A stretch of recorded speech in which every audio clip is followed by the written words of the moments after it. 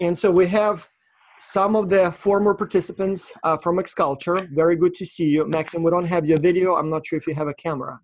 So let's do the introductions. And from the very, very first cohort of participants, winning team number 4, if I remember correctly, Gemma. Gemma, you are in Hungary. You've grown, so it's been like a year since I saw you, right? So if you can unmute your microphone and introduce yourself. Tell us who you are and tell us where you are. Hello, I'm Gemma. What country are you in now? Hungary. You're in Hungary, okay. Very nice. So how old are you now? Because when you participated, you were like 9, right? So you must be, what, like 10, 11 now? Yes. All right. Very nice. Very nice. Okay. Who's next? Fernando, I see you. So Fernando. Fernando is a very special guest. He actually not only participated in X-Culture electronically, he then also was invited and attended the X-Culture Symposium in Italy, in Macerata. In fact, if you look at this picture very closely, somewhere there, one of those people is Fernando, and somewhere there is Advay, and even Maxim. So cool. So Fernando, where are you? Tell us who you are, what location you're in now. Okay. So I am Fernando. I live in Ecuador, and I am 14 years old. Very nice. Very nice. Okay.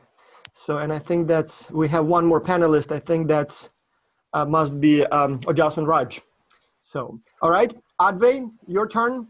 Same thing, Advay, we met not only as a student virtually, but then we also met in Macerata. So, and they did a wonderful job there.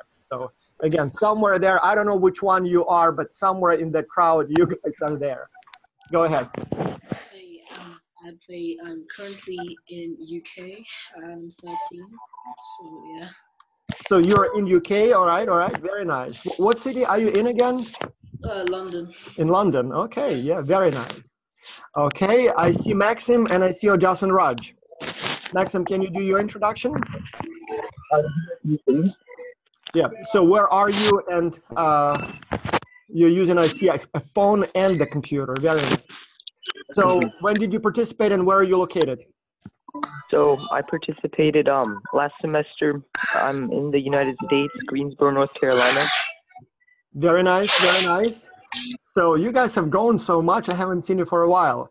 Ojasvinn Raj, you've gotten so much bigger. Like you were like a little tiny kid last time, and now all of a sudden you look like a man. Thank you, sir. Introduce yourself. Tell us where you are. Okay, so I am Ojasvinn Raj, and I live in Delhi, which is in India, and I participated in X-Culture in the last 2 years. Very nice, very nice. And I'm in 7th grade. Okay, wow, cool. And Ayush, I'm not sure if you have a video, but if you can join us and introduce yourself, tell us where you are. Ayush? So I'm not sure, it seems like your microphone is working, so if you hear us, please go ahead and do your introduction. And Baktash also just joined in, so Baktash, if you can, yeah. We have your video, so please do the introduction, please, and tell us how old you are and where you are. Your microphone is muted. Yeah, go ahead. Hello, please. everyone. I hope everyone's doing well. I'm Baktash Ghani from Kabul, Afghanistan. I'm 17 years old in 12th grade. And I joined X-Culture last semester. And this semester, I have applied for coaching program. I think that's it. Baktash is part of the experimental, of an experiment. So we normally reserve the seats in the coaching program only for the former graduate students, like MBA students, more mature students, and they have to go through a rigorous training before they even become coaches. But we have Baktash and Ayush, so they're 17, so they're a little older than normal X-Culture kids, and they did so well that after discussing the matter, we decided to give them a chance to try to be coaches. And so we'll see how they do. So far, they've passed the tests. So Baktash, your last exam was just enough to pass, so let's keep it up a little bit more. But so far, they're doing very well, and so we'll see how they do as coaches. So very excited, and yes. Yeah, the The thing was that I received the email on Friday and I had to submit everything by Sunday, so it was a bit hard, you know. Well, you still did well. Saturday and Sunday, it's weekend in some countries, but in my weekend, it's just the beginning of the week, and it's hard to, you know. That's okay. You still passed. You still did very well. Very nice. And Ayush, I'm not sure if your microphone is working now or not. Let's try again. All right. I'm not sure. My name is Ayush. Yes. Go ahead, please. Hi, my name is Ayush, and I'm. Hello. Yes, yes. We can hear you. Please go ahead. Hi, my name is Ayush, and I'm participating in X Culture in this semester. And I'm from India. Very nice. And how old are you, Ayush? I'm 15 years old. Very nice. Okay, well, you all guys did extremely well. Your teams won the competition, and we want to know about your experiences. So we are going to start with a very simple question. Please describe your experiences in X Culture. So when you were members of X Culture teams, tell us 1 minute, 2 minutes, how the things went for you. Did your team have a leader? How did you communicate? Did you experience any challenges? So select one most representative story and tell it briefly and concisely. So who wants to go first? How did it go for you? If you still remember, for those of you who participated like a year ago. So how did it go? What was the biggest challenge? Maybe some specific story that you want to share with us. Anyone? Me? Doesn't matter. Go ahead. Baktash, yeah. Actually, it was a very good experience. It was my first time in X Culture. And we faced lots of challenges. Yeah, and that's how we gained experience. Because if we didn't face challenges, we wouldn't learn anything new. There were challenges with time difference, with different time zones, and also with the free riders, with the complainers, and also some other challenges due to some misunderstandings. But the thing was very good that we could overcome these challenges with conversation, with communication, and with discussing. Did you communicate frequently live, like on Skype or on Zoom or some other tools, or did you rely mainly on email? Well, no, we rarely used emails, just for some if we wanted to send files, we would use email, but otherwise we had a WhatsApp group, and also not frequently, but sometimes we would gather in a live conversation in Zoom. Yeah. Very nice, very nice. Who else? Gemma, how about you? You had a very nice team. The presentation, guys, you did, I mean, I still show it as an example to everyone. This team, they not only had a wonderful idea for that they were designing a dream school, they actually made like a cartoon drawn by hand. It was so cute. And so the only problem with your presentation, Gemma, was that at the end you put that music, like really, really nice music. It was so good. But now every time I try to post your presentation on YouTube, they block me because apparently that audio, I'm not sure where you got it, but apparently it's still copyrighted. And so they always block your presentation, but it was such a good presentation. So tell us, how did you guys communicate? What did you do? So tell us a little bit more about your experience. Well, the experience was good, and the challenging part was the time zones, to get meetings right, the right time, so good for everyone. Now, you were a very young team. You were like 9-year-old at that time. Did you get much help from parents? Was it necessary, or did you primarily work on your own? Or would you say it is necessary that parents help younger teams? Well, it's not necessary, so. How much help did you guys get? Did you like write your emails on your own, or your parents checked your work before you sent it off? Well, my parents helped me write the emails, but otherwise, no. Very nice. Yeah, I remember your father was very involved, and I really appreciate that. So he was helping us in many ways and was always asking good questions. All right. So anyone else? How about those kids that were in Italy? So how different was it participating virtually versus meeting your friends in Italy face-to-face and having a team there face-to-face? Maxym, I see you unmuted your microphone. Do you want to say something? Yeah, so it was a lot, I guess, more efficient or effective to work in person when we were in Italy, because we had that room with all the computers where we could work side by side on our documents that we had on Google Docs. So we could see changes live, and we could also we could see the changes and discuss what we wanted to do in person. And it made it a lot easier because if you're communicating through the web, oftentimes everyone's not always available, so it could take time before you respond.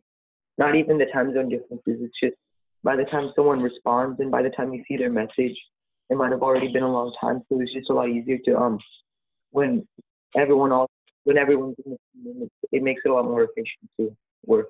Yeah, I remember in Italy, you guys would sit in that computer lab for several hours a day, right? And so like in 4 days, you completed more than you completed in the 2 previous months. Yeah. Very nice, yeah. Advay, Fernando? Yeah, the Italy trip was actually really fun. It was really nice to see my team in person and how we'd prepared it in 3 days. The most intense part, I would say, was the part where we had to give the presentation, because that's the time where we kind of being judged and how our speaking skills are being given and graded. And we used Google Docs, and so we mainly before this we used Skype and Slack, so it was easier for us to share the So your team was using Slack, right? Yeah. So did it help? Yeah, it was good. We could share files easily, and yeah. The best part was after the presentation, everyone had ice cream, so that was also a great part. I do have the recording of your presentation as well. You actually did a pretty good job, both virtually and in Italy. So very nice. Yeah. Who else? Am I missing someone? Fernando, how about you? You have grown too so much. I mean, your voices have changed. That's funny, that team. So you were kids, with the squeaky voices just a year ago. Now all of a sudden you have this kind of low, deep voice. I turn 15 next Friday. Okay. So tell us about your experience in the team, how you communicated. Did your team have a leader? So how did it go?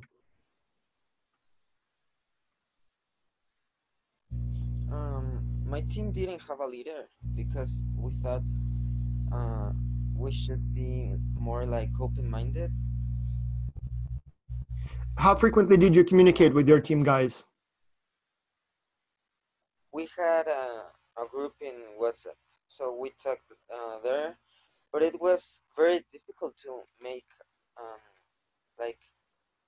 be all together in Skype or something. Some people didn't answer WhatsApp or were very busy, or also the time zones were very different. Right. That was the main problem, I think. Well, that's the challenge of being a virtual team when everybody is in a different country. So, yes. Yeah, very nice. Ojasvinn Raj, can you hear us? Ojasvinn, as always, so he didn't miss a single webinar, but every time he would join us from these cool places, sometimes from a car, sometimes from a bus. This time you seem to be in some sort of a shopping center. Let's see. Actually, I'm in a mall. In a mall? I came for shopping in the mall.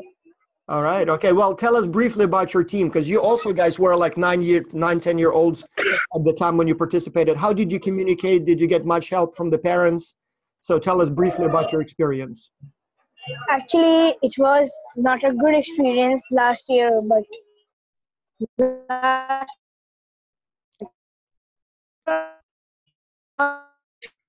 your sound is breaking up, so it seems like the connection in that shopping mall is not so good. Hello, sir? Yes, try again, please, because the connection was very poor. Yes, go ahead, please.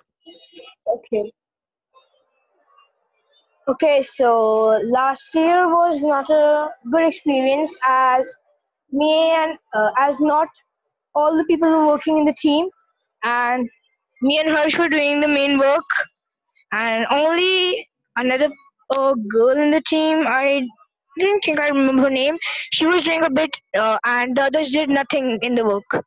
Let's talk about that. So Ojasvinn brought up a question of free riders. And I know that in every team, usually there would be at least someone who is not doing their work. Baktash mentioned that you had a guy from Saudi Arabia, if I remember, who didn't participate much, right? Or it what wasn't just one person. We had 3 free riders and 1 complainer. So, and then I'm not sure, Maxym, Advay, Fernando, did you guys have any people who didn't participate, or your team was very active, all of them? Well, the question I have for you, let's get directly to the question. So I think once we form teams this semester, there will be probably some teams, and in fact, probably most teams, that will have at least one team member who will not participate very much. The question I have for you, if you had to do it again, how would you prevent that problem? Or what would you do if somebody on your team was not actively participating? So what would you do to prevent that problem? How would you handle free riders? What are your suggestions here? Anyone? My suggestion would actually be, so because we didn't have any free riders in our team, so our team was pretty active. So you were lucky. That's very unusual that the whole team works actively and you don't have to do anything. Sir, Advay is lying, sir. Yeah. Go ahead, please. Sir, Advay is lying, sir. He was Ojasvinn, your connection keeps breaking up. Sounds like that Matrix voice. Anyway, so those of you who have experienced problems with free riders, people who are not actively participating, what advice would you give to the new participants in X-Culture if somebody on the team is not participating? What should they do? How they should survive in that specific situation? Anyone? Should I? Yeah, go ahead, Baktash. We had this one problem. We had problem with free riders, yes. And we made a mistake that we didn't give them low peer evaluation in the beginning. Mm-hmm. We gave them too much time, and the more time they had, the more, they just broke the team. If we had excluded them in the beginning, then the team would still be much connected. So I think 1 week would be enough for someone to show if they are really active, or if they were sick, or they were just busy and now they're okay. 1 week would be enough. And if free riding continues, then you should give them low peer evaluations and just, you should talk to them first. But if that doesn't help, just exclude them, because otherwise it will just increase the number of free riders, because it will just bring the feeling of, that if someone's not working, why should I work? And then there are 2 free riders, and like this, it just grows. Yeah, that's very wise. In fact, yes, I will kind of recite the policies for those who participate in this semester. The rule is that if your peer evaluations go below 2.0 on a 5-point scale, we will send you a warning. And so that warning will say that if your situation does not improve by next week, we will exclude you from the project. And then if the second week, the person still gets peer evaluations that are below 2, the person is out of the project altogether. Now, some teams are trying to make themselves look good and give everyone high evaluations, even if the person does not deserve high peer evaluations. And what that causes is that we don't know that there is a problem in the team. We cannot kick out that person. And as a result, we cannot replace the person with a new, better team member. We cannot provide coaching help because we just don't know that there is a problem. The truth is that we do have a lot of people on the waiting list. Some people join a little late, and we do have coaching. So we have people who can reach out to free riders and try to talk to them and work with them. And so if you have a problem, it would be wiser to let us know right away by giving that person low peer evaluations, or sending an email to coaching@xculture.org. And as I said, we will assign a person to the case, and that person will at least reach out to the free rider. We'll see what's going on. Maybe the person got sick. Maybe there is something going on in his life or her life, and maybe he or she just needs help. Or maybe the person is just lost, sort of didn't start right away and now doesn't know what to do. So help is available. So the sooner you let us know about that, the more likely it is that we will be able to do something. But if you lose a team member due to free riding, if it happens in the first couple of weeks, chances are we will have someone on the waiting list to be added to your team to replace the free rider. So the sooner you let us know, the more likely it is that we will give you a different team member instead. Well, let me finish with a general question for everyone. So what advice would you give to the new generation of X-Culture students? Or if you had to do it again, what would you do differently from how you did it the first time? So what would be the right approach that you would advocate so the team is more productive and more successful? Your tips, your wisdom. Anyone? Ayush, you've been awfully quiet, so what would be your recommendation to the new generation of X-Culture participants? Ayush? I think we lost him. Well, anyway, anyone else? Gemma, Fernando, Maxym, Baktash, Ojasvinn Raj, Advay? So, can you hear me? Yeah, go ahead, Maxym. Okay, so I'm not really sure how well this works, but I think it could work well. I think maybe, because our team didn't really do this, but I think if in your team you implemented different roles for the different members, if that could help. If you're having trouble dividing the work, maybe that could help everyone work better. We didn't really have that in our group, so I'm not really sure, but I think that could be helpful. So that's a very interesting advice you're given. So what you're saying is that the workload distribution should go what, like by function instead of by the report section, or what did you mean by that exactly? Maybe like one person is I'm not really sure because we didn't do it, but maybe one person can try to make sure everyone is communicating. A few people can divide up the work. Someone else just different specific roles for the group members. So assign a person who would be the coordinator, right? Yes. And in your team, how did you divide up the workload? Did you divide it by the report section, or what was your division of labor model? I think if I remember correctly, we actually did divide up the work.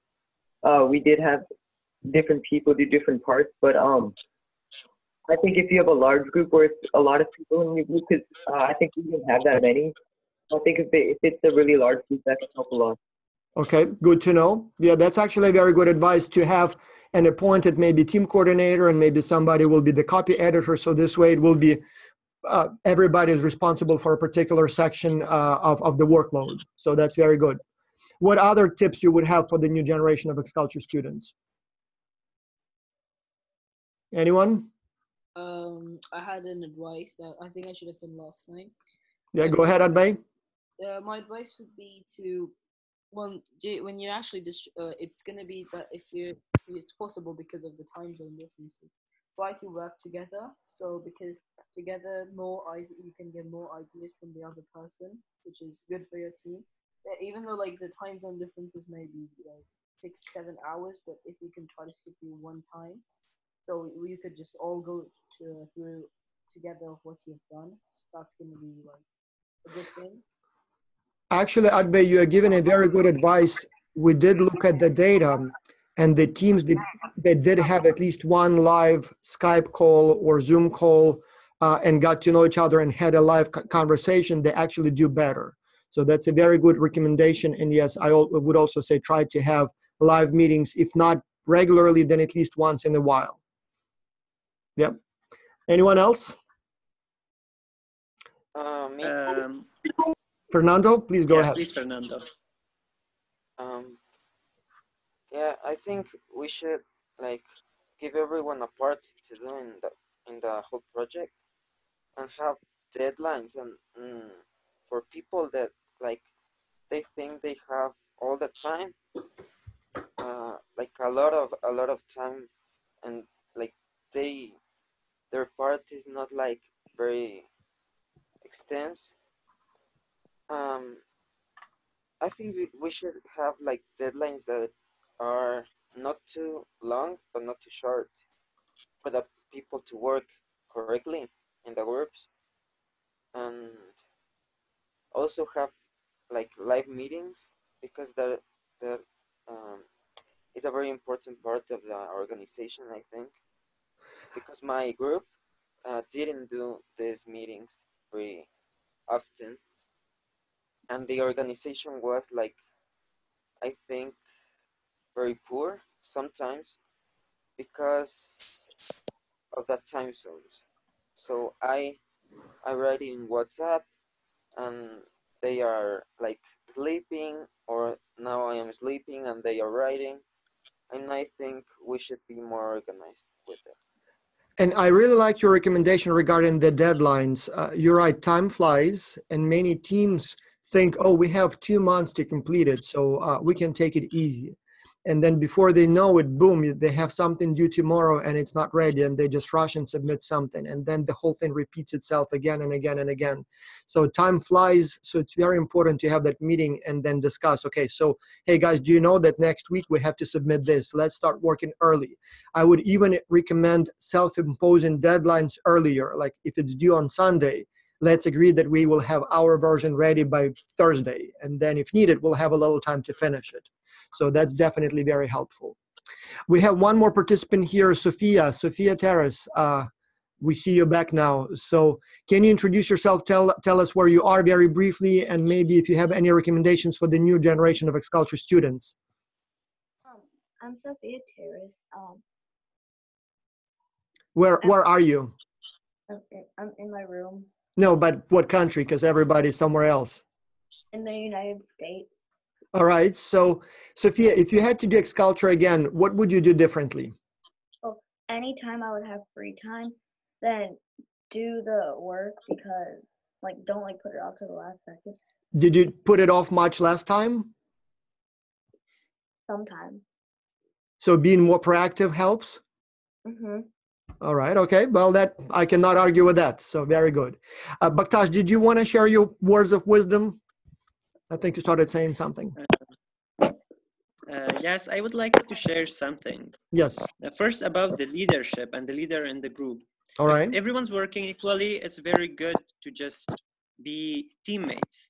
But when you see that there are some free riders and some complainers, and when you see that the work distribution is not okay, so you should assign a leader. That way, everything will be organized.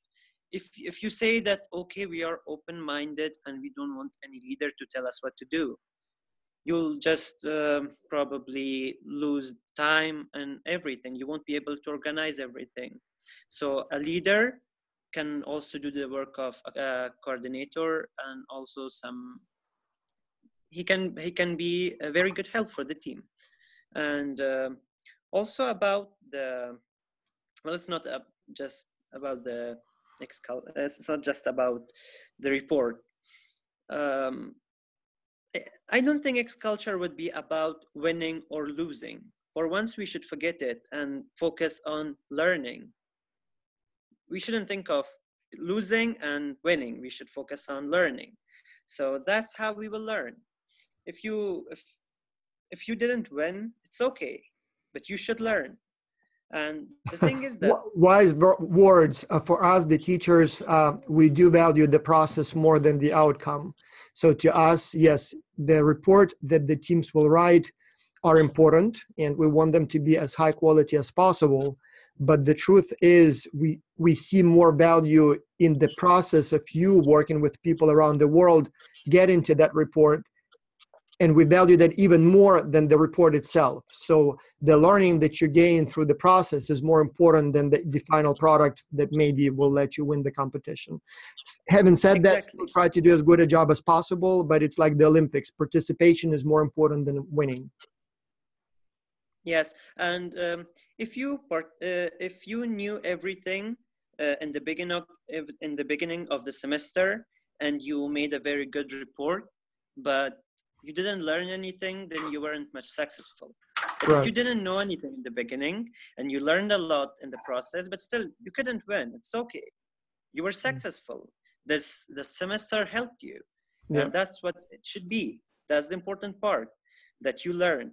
And also about giving up, there will be some times that you would just think of giving up. Oh, they're not working. It's too hard. It's too time consuming. But just think, you all participated in X-Culture to learn something. What will you learn if you give up? Right. And also, you will actually waste the amount of time you spent before. It's something like you worked for 2 months and now you give up. So those 2 months, they're just lost. Right. And just think like this, that you're in the ocean and there's a wave. You can give up, but you can also surf the wave. If you surf the wave, you will learn, you will enjoy. Yes, it's hard, but at least it's better than giving up. That's why we made you a coach. Very, very wise. Yeah, yeah. We actually, for those of you who participated last year, we actually changed the selection process this time. So it is much more demanding and much more rigorous. And so this time we actually plan to lose about 70% of the people who applied. So we had about 1,000 people this time from 78 countries who were selected and invited to participate. But we deliberately make it really difficult to go through the training process. And so we not only expect, but sort of make it difficult for people to pass the theory test. So this way, only the best of the best of the best will actually advance to the practical phase and will be placed in teams. And the hope here is that by being more selective and more demanding in this early phase, we will be able to exclude sort of free riders before we even place them on teams, so that only the students who are truly dedicated, smart, fluent in English, disciplined, will be placed on teams, so we don't have that problem of free riders. So we'll see how it goes, but the hope is that it will be a little bit better this time, because as I said, every time there is always someone who's not participating, but we're trying to minimize that problem. Ojasvinn Raj, yes, please go ahead. Actually, sir, I think that the persons who are the free riders are the ones who get the highest marks sometimes, because they're overconfident about their work and they wait for the last moment to do their work. Right. Yeah. Mm-hmm. Okay. So I think that can be the problem. Yep. No, I agree with that. Very good. Yeah, absolutely. All right, so we still want to leave some time for the administrative discussion. We have about 100 people in the audience, and I would like to hear their questions and answer their questions about this semester. So the challenges they may already have, the tasks that they will be working on. But I would like to give one more minute to you guys. If you can share some interesting story from your X-Culture experience. Did something interesting happen that you would like to share with everyone? Maybe a funny situation, maybe an educational situation. So anything that comes to your mind when you think about your participation in X-Culture. Anyone? Yes, Ojasvinn Raj, go ahead. Yes, actually we did the work at the last day of the submission and we woke up the whole night to do the work. Now, that is something I would not be proud of. So I'm glad that you were able to do a lot of work on the last day and still do a great job and submit a winning report. But no, that's something I don't recommend you guys do. Try to do it as soon as possible. Actually, our teammates didn't do anything and we told them to do. Right. But at the last time we realized that we did nothing, so we had to do the work. Well, you powered through and succeeded. Very good. Yeah. All right. I also faced something very funny. Yeah. What was your story? Yeah, Baktash, go ahead. Yeah. The thing was that the free rider was blaming us that we weren't working enough. It was really funny for me. Well, oh no, that happens all the time. I mean, we always, so we would have like 5,000 students in the university program. And so usually about 100 of them or so are not actively participating. So it's a large number, but percentage-wise is not too much. But then what we do is always, we talk to them, we survey them. They have like questions that we specifically ask. And so we even did a study, just published it literally earlier this year. And so what's interesting that 78, I believe, or 79% of free riders do not admit that they're free riders. So you ask them, so why did you not participate? And they say, oh, they're lying. I did all the work. They envy me. So they're saying that to make me look bad, so they look good. And so we actually published that paper just a few months ago, and so if anyone wants to read it. But yes, the truth is that most free riders actually don't admit that they didn't do much work.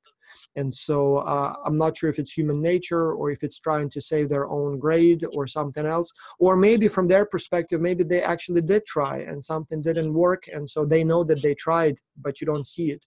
But hardly ever people say, yes, I was not very active and I didn't participate much. So that happens all the time. The interesting part was that we didn't even tell her anything.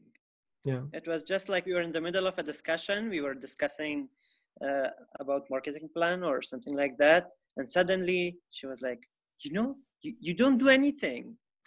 I do all the things. And we were like, okay.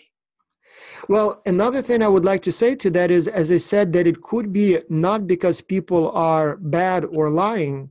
When you work in a global virtual team, like those of you who attended the symposium in Italy, right? You were in the same room every day for many hours, and you spent all the time together, breakfast, lunch, dinner, all the company visits. So you saw who did what, and you knew exactly that, you know, everybody was participating. But for people who are working in different countries, often it's not possible to see what others do. And it could be that a person actually did work, but because she didn't communicate with you, she did not realize that you were doing a lot of work. And so from her perspective, she only saw her own contribution. And maybe that's why she thought that you didn't do much. And maybe that's why she didn't really contribute much later on, because she thought nobody's working. So here it's very important to have frequent communication and exchange of work so that you know what others are doing. Because if you don't communicate, you may be under the impression that you do all the work. So it is sort of a natural outcome of this, you know, separation in space. So.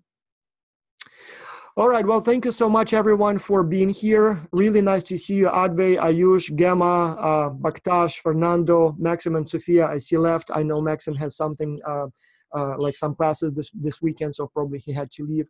Very nice to see you. I truly hope to see you again sometime.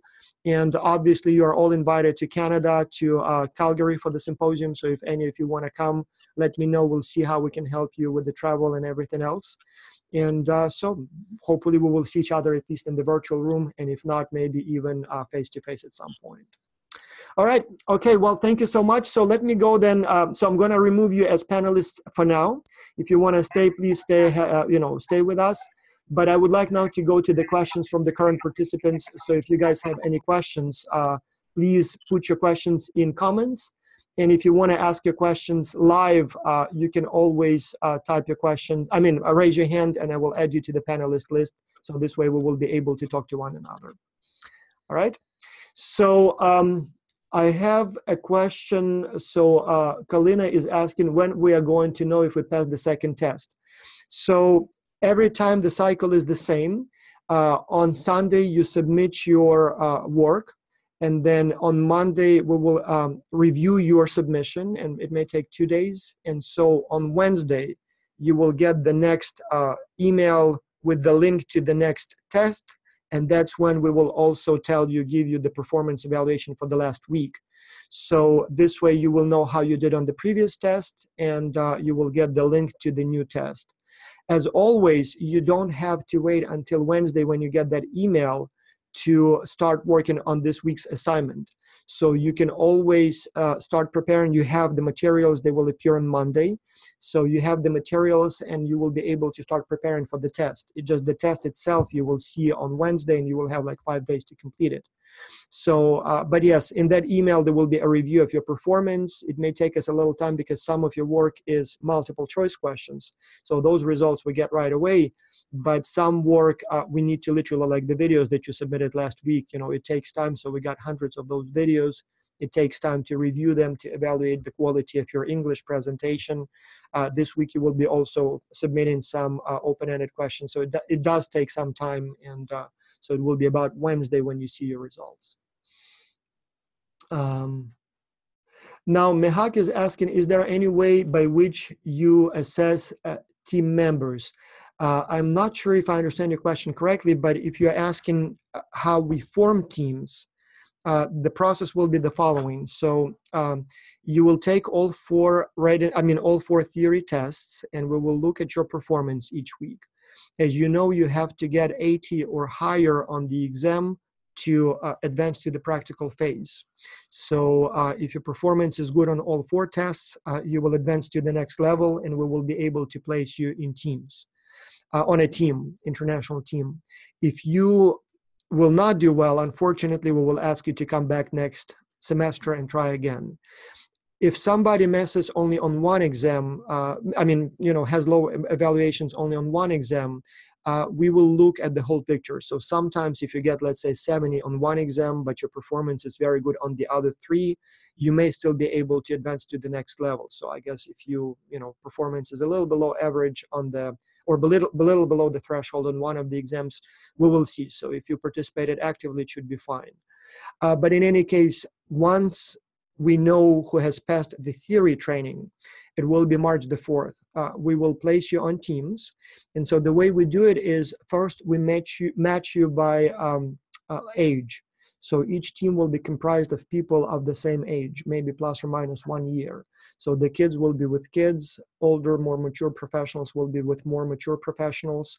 University students, same thing. So even though all of them are university students, but some of them are more experienced, more mature, have jobs, have managerial experience. Others are sort of still kids, first, second year. And so we try to match them also by the level of experience and age. So this way people will be roughly with the same, at the same level on the team. But other than that, we actually try to make you as different as possible within each team. So we will try to have as many countries on each team. We will try to have as, like some men, some women, so things like that. And so that's the team forming. And so you will receive on Monday of March the 4th, you will receive your team assignments. And so you will know who your team members are, where they come from, and their email addresses. And so from that point on, you basically can communicate whichever way you want. Start by email, and then you can continue on, maybe create a WhatsApp group or Skype group, Skype or Trello or Slack, whichever ways you want. In terms of assessment, if you meant in terms of performance, every week we will have a detailed performance review of each participant. So we will have things like peer evaluations first and foremost. And so we will ask each one of you to evaluate each of your team members. So we will ask, has this person communicated with the team? Has this person contributed good ideas to your team? Has this person helped with team coordination and leadership? Was this person friendly and collegial? So things like that. And so again, we will look at those evaluations, and because everybody evaluates everybody, that means that everybody receives like 5-6 sets of evaluations. And so we will look at the averages. If let's say one team member says that this person did not participate, but the other 4 team members say, oh, no, he has participated, everything's good, then we're happy. And vice versa. If one person says, oh, this person is working hard, but the rest of the team says, I've never even heard from him, that's obviously a problem. But we will be looking at all those things. Obviously, we will also be assessing if you are doing your own job. Have you completed your weekly progress survey? If you have, we are happy. If you have not, that tells us that maybe there is a problem there. If the person didn't even complete the weekly survey, we kind of get suspicious and think, well, maybe this person is not even communicating with the team. And so again, in that case, we may have to take some action and may have to intervene. And obviously then at the end, we will also assess the quality of your report and, if you plagiarized or not, so all those kinds of things. Now, Andrei Voitu, I guess, is asking, is there any chance for more than one under 18 team to go to the symposium? Yes. So we will be inviting several members of several teams. And then we actually try to invite also maybe individual students who did extremely well. So even if your team didn't win, but you personally did very well, like you had high peer evaluations, you completed every week assignment, whatever was assigned that week, you provided insightful comments, you attended the webinars, so we kind of get to know you. In that case, yes, you may be invited even if your team did not win the competition. So therefore, yes, we'll look at it, more holistically, and as long as you did well individually, you will still have a chance to be invited to attend the symposium. So that's a good question. Lena Ladushina, I'm 17, but I will be 18 this summer, and I have to be studying at the university for a semester. In which category will I fall into? That's a very good question, Lena. So as I said, it's not always possible to match the teams up to, like 1 year. So most teams will be kind of plus or minus 1 year, especially when we get into slightly older groups, like when it's 9-year-old, pretty much everyone will be 9, maybe 10. But when we get to 17, 18, it's possible that you may have someone on the team who will be 17 or maybe even 16. If that person showed excellent performance, like very high results, maybe we'll even bump the person just a little bit one year up. and vice versa. Maybe there is someone who is maybe 20, but if we need to have maximum diversity, so we may still have that person on the same team. But generally it will be like plus or minus 1 year. So you'll probably be in a team with 17, 18-year-olds, and so on and so on. So there may be some slight difference in age, just because, as I said, even though we have a lot of participants, it's not always possible to have exactly, precisely matched by age. So expect some slight variations. What will not be possible is that there will be like a 10-year-old in a team for 17-year-olds. So that obviously should not happen.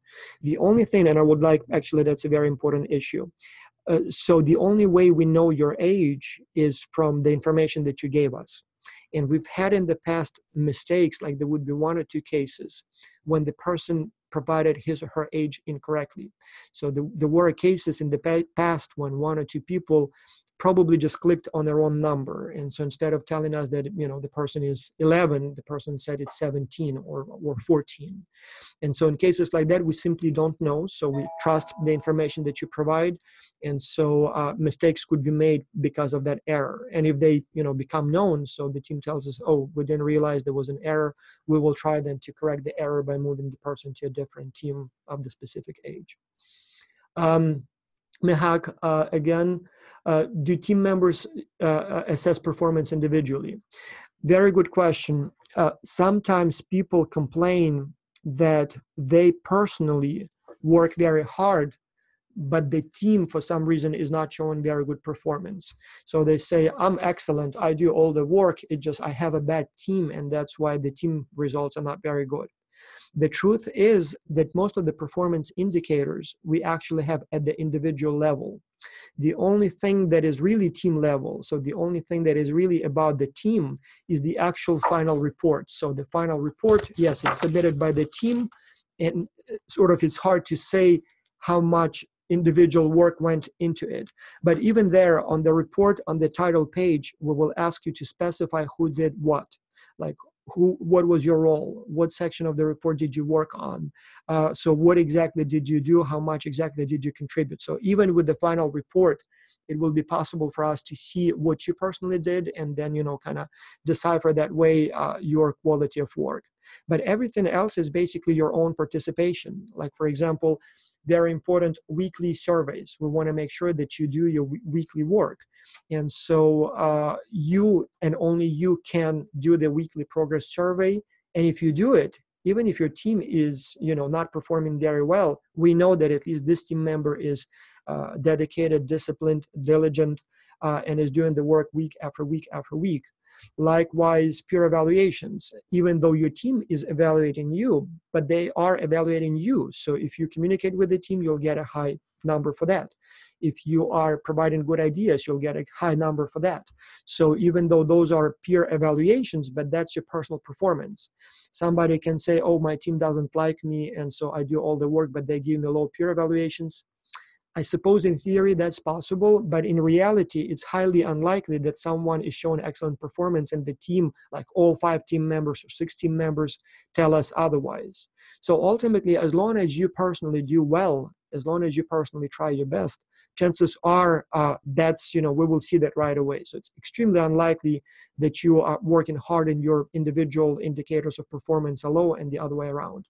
So the vast majority of the performance indicators we use, and we will use them to give you the recommendations, are all basically depend on you. So as I said, except for maybe the quality of the team report, everything else, it's up to you. So, yeah. Bogdan, what happens if unfortunately half of my team will be free riders? Well, again, it should not happen. I mean, probably most of the teams will have one team member who will not be as active as you want them to be. So it's actually relatively rare that somebody completely disappears, like never communicates and so on. And even less likely that there will be 2 or 3 people like that. Out of about 1,000 teams we have every semester, we would have maybe 2 or 3 where it's really like 2 or 3 people are not participating. But as I said, there are several things you should do, and there are several things we will do. What you should do is, 1, keep reaching out to those team members, sending regular emails and asking them, are you guys participating? This is what needs to be done. Please talk back to us. We need your communication. Our studies show that in the best, like almost in all cases, when people do not participate, it's not because they are bad or they are uninterested or lazy. In most cases, they just don't know what's going on. So in most cases, they sort of had a little break somewhere and then just cannot reintegrate in the team. So they sort of lost that momentum and they don't know what's going on and they don't know what to do. Or sometimes they are shy and, they are embarrassed and they're afraid that the team will not like them. And so if they missed those first few days, they sort of don't know how to start talking to you. So it's very important that you send them regular invitations to join your efforts. Second, as Baktash said, it's very important that you give that person low peer evaluations right away. Like, let's say first week, we form teams on Monday, and by the end of the week, you haven't heard from somebody. Don't try to look nice and give that person higher evaluations than deserved. Let us know right away. Like if you have not communicated with the person, say that right away. Maybe write a comment in the open comment section so that we know. And on our end, as I said, we will do two things. One, we will send a warning to that person. We will tell that, it's not cool. Your team is saying that you're not participating. If nothing improves, we will exclude you from the project next week. Second, we will assign a coach. And again, we will try to do something about it. So reach out to the person and see if help is needed. But then if nothing happens, we will exclude the person 2 weeks later. And so when we exclude a person from a team, usually we have some latecomers, people on the waiting list. And so if somebody in your team is not participating and we have to exclude that person, in most of the cases, we will be able to replace that person early on. And so if there is really someone who is not participating, or even if it's two, or even, something went completely wrong and you have like 3 people who are not participating, we will replace them. And so as long as you tell us, we will replace them. And so that's what we'll do. One thing I would like to say here, though, it's very important. Occasionally, we get an email from a team member who says, my team is bad, I demand that you replace them, or my team is bad, I demand that you move me to a different team. And we look at the performance records, and it seems like, no, every team member is completing weekly surveys. Peer evaluations are actually good for the other team members. So it seems like, there is something going on. So just because to you individually it looks there is a problem, it doesn't necessarily mean that, how should I put it, that you have all the information. And so we will not kick out anyone from the project just because of one angry email. So we will look at the whole performance database, and we have a lot of data indicators. As I said, we know the person has been communicating and submitting weekly surveys. We know what other team members tell about the person. So if there is an indication that really the person is not participating, we will do something about it. But as I said, it will not be based on a single email. Just because somebody had a conflict with somebody, we will look at a bigger picture. Just like if somebody had a conflict with you and told us that they need to exclude you, as I said, we will not act on that right away until further investigation. So we will do something about it, but only after we've done, as I said, some investigation and confirmed that it's really true. If I change email address, can we do that? Ideally, we don't want you to change the email address because we already have your email address in the database. But yes, if needed, we can do that. So send an email to academy@xculture.org and we will change your email address. Again, we prefer not to do it with almost 5,000 people. In fact, more than 5,000 people if you take into account students, university students, professionals, and kids. So we have only so many people working on the project. And so if we have hundreds of requests to change emails, it takes a lot of time. But yes, if your email is not working or if something else is wrong, we will be able to replace your email and use new email. Dream School projects. So for the kids, so for the university students, the ones who are already in teams, you already see all your client companies, and there are a total of 8, if I remember correctly. And so you're obviously already working on that. So this week you will be submitting your individual ideas. Next week you will be working on block 1 and so on. For those of you who are in the academy track, professionals and kids, you will see the list of challenges, the list of client companies on the day when the teams will be formed, maybe a little bit earlier. So we expect about 6-7 companies in your track, and the Dream School will be one of the challenges. But for now, don't worry about that. So for now, focus on the theory tests. So you will see the list of the companies closer to the start of the project. Bohdan is asking, are the costs covered if we are invited to the symposium? No, they are not. Well, yes and no. So no, normally we cannot cover your costs. So there is a, you have to buy the tickets to go there. There is some cost of participating in the project because we have to pay for your housing, for your food, for your transportation, all that stuff. So we will not be automatically covering your costs just because we don't have that money.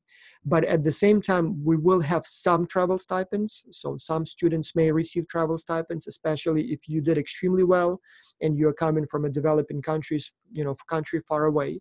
So there may be a possibility of some travel stipends for some students. And second, we will help as much as possible for you to raise funds. So we'll provide support letters to sponsors. We will tell you where to go and what to say. Like, for example, local companies. We had in the past students who were supported by the mayor of their city, by universities, by companies that their parents work for, by just random companies. Plus, we work with companies, our own partners as well, and some of them also sponsor some participants to attend the symposium. So the short answer is no, do not count on us to pay for all your expenses. At the same time, we will try to do our best to provide some support. And so again, we'll see how it goes. I don't want to promise anything, but it's possible that at least for some most qualified students, we will be able to provide some support. We're running out of time, so let's do a couple more questions because I have another webinar with the coaches that I need to attend, but let's see. So when do we choose, when do you see the companies? So on the day when the teams are formed, we will release the list of the companies. Probably we'll do it a little earlier, but normally we'd like to do it at the beginning of the project. And then you will have as a team 2 weeks to select your client company. So first you will spend some time getting to know each other. Then you'll have more time to select the company, do the webinars. And so you'll have 2 weeks to select one company from the list of the clients. So you'll have time for that.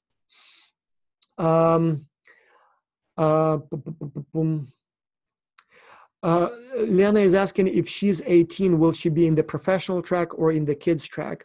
That's a very good question. So we'll have to look at your performance. So normally the expectations are higher for the professionals. We want to see, how well they did, how much experience they have. So if you are 18 and you do very well, you actually may be in the professional track. And in reality, the task will be the same. The deadlines are the same. It's just we expect better quality work from the professionals teams. So there will be really not much different here other than that you will be in a team with people who are more experienced and more, disciplined and all that stuff. So, but yes, it's possible that you will be on the team with people who enrolled as professionals, as long as your age and your performance level matches their level. So. Yes, Sofia is asking if you are in the kids track, will you be able to choose companies from the enterprise track? Yes. So that's the first time we do it. In the past, kids were able to work only on sort of kids challenges. So the Dream School, chocolate, and toys. This time we decided to let your team choose any challenge you want. And so we will have, as I said, about half a dozen companies. So I'm not sure if it would be wise to choose one with a difficult product, but it's an option. So if you want to give it a try, you will be able to do that. So if your team decides to work on, like, for example, the medical company, one that does telemedicine, or if you do a company that creates, there will be one that makes clothing, one that makes shoes. So yes, you will be allowed to do that if you want. Let's do one more question because we really have to go to the next webinar here. So let's see whose answer I didn't. Annie is asking how the business challenges work. So you will have, on the first day, you will have the list of the companies you can choose from. And for each company, you will have a document that is about 15 pages long. And on that document, you will have a company description, like history of the company and all the information that you need to have about the company, where they operate, what kind of products they offer, how they advertise the products. And then the second half will be the list of questions that they need your help with. So they will specifically say, and this is where we need your help. And so you will read all of those company descriptions and questions, and then as a team, you will choose one that you want to work on. And in that document, as I said, you will have all the information you need, everything you need to know about the company, as well as the types of questions they want you to answer. And you'll just follow that instruction. So there will be a schedule, and you will know what exactly needs to be done every week. So the challenge, the questions are similar for each company. All of them want to expand into new markets. So you'll have to help them with, developing the product and marketing strategy for that country and describing the culture of that country. But each company has a different product. So each company represents a different industry and comes from a different company. All right, so we have more questions. I'll actually read the questions after the webinar and maybe send a summary of answers by email to everybody. But now we have to stop because we have another webinar. So thank you so much for attending. Next time, guys, raise your hands. I really would like to talk to you. I really would like to get to know you. So type in the questions, may be more efficient, but it's perfectly fine to join me as a panelist here so I can see your face and we can talk. So don't be shy. Don't be shy. All right, well, thank you so much, everyone, and I'll see you next week. Thank you.